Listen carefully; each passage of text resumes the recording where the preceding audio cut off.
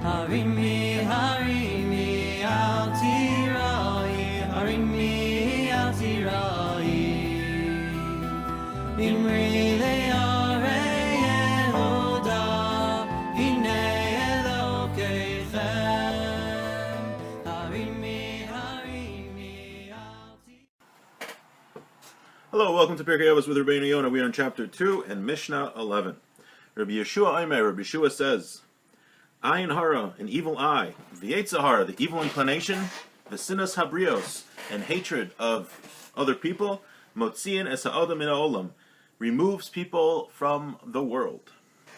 Rabbi Yeshua Omer, Ayin Harah. What is Ayin Harah? Perush, Misha Eino Sameach Bechalko. Somebody who's not happy with what he has, such an attitude will cause his early demise.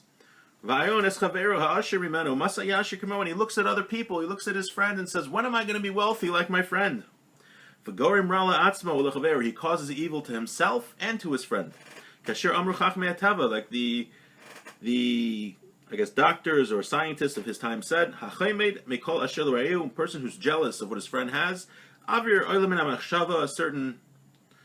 certain air, a certain something comes from the thoughts, and it causes this evil eye, causes bad things to happen to his friend's possessions. Gam kirbo yisarif. Also inside of him, the person who's jealous inside of him, it's going to cause a fire. Because he desires things that aren't his. And even though he's able, perhaps, to get some of these things,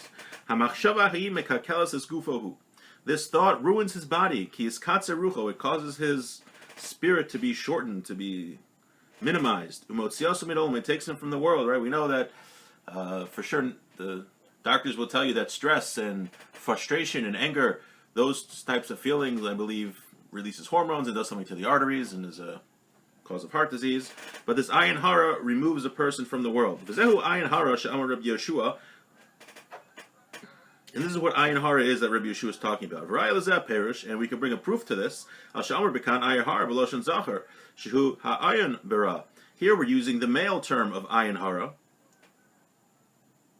and that referring to someone who looks at someone else's stuff with an evil eye. Before we said Ayin Ra, which was in the feminine, when we said Ayin Ra in the feminine, that was referring to someone who is stingy.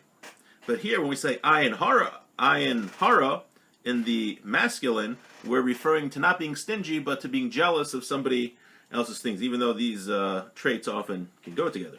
Shulkei remixes Mefarshim and says Yetzer v'Sinas Habrios, and the Yetzer and Sinas Habrios kimashma'an, like they are said. When a person follows his taivas, he follows his physical pleasures, then that causes him to leave the world early. You see, if you look back in, especially recent history, there are many, many great rabbis that lived to over 100. It's very I'm sure if you would do a survey, you'd find that the amount of big rabbis who live long lives is a much higher proportion than the average person. When a person doesn't live according to his Yetzer, but lives according to the laws of Hashem and focusing on spiritual pursuits, it sounds like for sure there's a spiritual reason that a person will live longer for that, but it sounds like also Rabeinu Yonah is saying there's also a physical, naturalistic explanation for why a person will live longer. Okay, that will conclude for today. Shorter Mishnah today, and wishing everyone a beautiful day.